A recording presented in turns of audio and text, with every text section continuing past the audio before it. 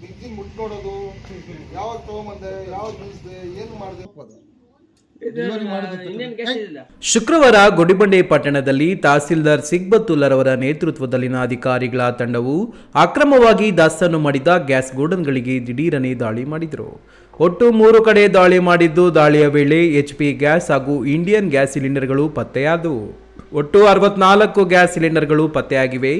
ಇವುಗಳಲ್ಲಿ ಕೆಲವು ಗ್ಯಾಸ್ ತುಂಬಿದ ಸಿಲಿಂಡರ್ಗಳು, ಕೆಲವು ಖಾಲಿ ಸಿಲಿಂಡರ್ಗಳು.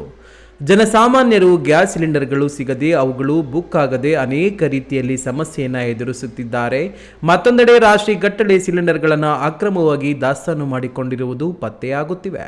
ತಾಲೂಕಿನ ಅನೇಕ ಹೋಟೆಲ್ಗಳಿಗೆ ಗ್ಯಾಸ್ ಸಿಲಿಂಡರ್ಗಳು ಸಿಗದೆ ಸೌದೆಗಳನ್ನು ಬಳಸಿ ಊಟ ತಿಂಡಿಗಳನ್ನು ಮಾಡಿ ಗ್ರಾಹಕರಿಗೆ ಕೊಡುತ್ತಿದ್ದಾರೆ.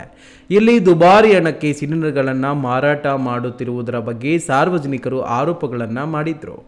ಇನ್ನು ಗ್ಯಾಸ್ ಸಿಲಿಂಡರ್ಗಳ ಅಕ್ರಮ ದಾಸ್ತಾನುಗಳ ಮೇಲೆ ದಾಳಿ ಮಾಡಿ ಮಾತನಾಡಿದ ತಹಸೀಲ್ದಾರ್ ಸಿಗ್ಬತ್ತುಲ್ಲಾ, ನಮಗೆ ದೊರೆತ ಖಚಿತ ಮಾಹಿತಿ ಮೇರೆಗೆ 3 ಜಾಗಗಳ ಕಡೆ ದಾಳಿ ಮಾಡಿದರೆ ಅಕ್ರಮವಾಗಿ ದಾಸ್ತಾನು ಮಾಡಿದ ಸಿಲಿಂಡರ್ಗಳು ಪತ್ತೆಯಾಗಿವೆ ಎಂದು ತಿಳಿಯಿತು. ಮೊನ್ನೆ ಜಿಲ್ಲಾಧಿಕಾರಿಗಳ ಆದೇಶದಂತೆ ಇವತ್ತು ಸಹ ನಾವು 2ನೇ ಗೋಡನ್ ಅಂದರೆ ಬ್ರಾಹ್ಮಣಹಳ್ಳಿ ರೋಡಲ್ಲಿ ಊರಾಚೆ ನಿಂತಕ್ಕಂತಹ ಒಂದು ಗೋಡನ್, ಆ ಗೋಡನ್ನಲ್ಲಿ ನಮ್ಮ ಜಯಚಂದ್ರ ಅಂತ ಹೇಳ್ಬಿಟ್ಟು ಅವರು ಗೋಡನಲ್ಲಿ ಒಂದು 10 empty ಸಿಲಿಂಡರ್ಸ್ ಇಟ್ಕೊಂಡಿದ್ರು. ಅದನ್ನ ನಮಗೂ ಸಹ ನಿನ್ನೆ ಇನ್ಫಾರ್ಮೇಷನ್ ಗೊತ್ತಾಯ್ತು. ಈಗ ಎಲ್ಲಿ ತೊಗೊಂಬರ್ತಾರೆ ಅಂತ ಲಾಕ್ ಇತ್ತು.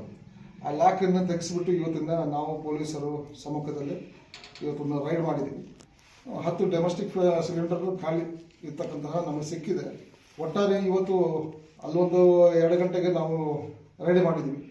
ಇವತ್ತೊಂದು ಸಹ ಒಟ್ಟಾರೆ 64 ಸಿಲಿಂಡರ್, ಅದರಲ್ಲಿ 35 ಫುಲ್ ಇತ್ತು. ಉಳಿದಿರ್ತಕ್ಕಂತಹ ಎಲ್ಲ ಖಾಲಿ ಇದು ಮಾಡಿದ್ವಿ. ಈಗ ಇದನ್ನ ಸೀಸ್ ಮಾಡಿ ನಾವು ಫುಡ್ ಇನ್ಸ್ಪೆಕ್ಟರ್ಗೆ, ಫುಡ್ ಡಿಪಾರ್ಟ್ಮೆಂಟ್ಗೆ ನಾವು ಇದು ಮಾಡ್ತೀವಿ. ಪ್ರಕರಣ ದಾಖಲಾಗುತ್ತೆ. ಈ ಎಲ್ಲ ಸಿಲಿಂಡರ್ಗಳನ್ನು ವಶಕ್ಕೆ ಪಡೆದು ಸಂಬಂಧಪಟ್ಟವರ ಮೇಲೆ ಪ್ರಕರಣಗಳನ್ನು ದಾಖಲಿಸಿ ಮೇಲಾಧಿಕಾರಿಗಳ ಮಾಹಿತಿಗೆ ರವಾನಿಸುತ್ತೇವೆ ಎಂದು ಹೇಳಿದರು. ಈ ಸಂದರ್ಭದಲ್ಲಿ ಆರಕ್ಷಕ ಉಪ ನಿರೀಕ್ಷಕ ಗಣೇಶ್, ಉಪ ತಹಸೀಲ್ದಾರ್ ನಟೇಶ್, ಸೋಮೇನಹಳ್ಳಿ ಹೋಬಳಿ RI ಸುರೇಶ್ ನಾಯಕ್, ಆಹಾರ ನಿರೀಕ್ಷಕಿ ಪುಷ್ಪಾವತಿ ಸೇರಿದಂತೆ ಇನ್ನಿತರರು ಹಾಜರಿದ್ದರು. ಮಂಜುನಾಥ್ B, ಈ ನ್ಯೂಸ್ TV, ಗುಡಿಬಂಡೆ.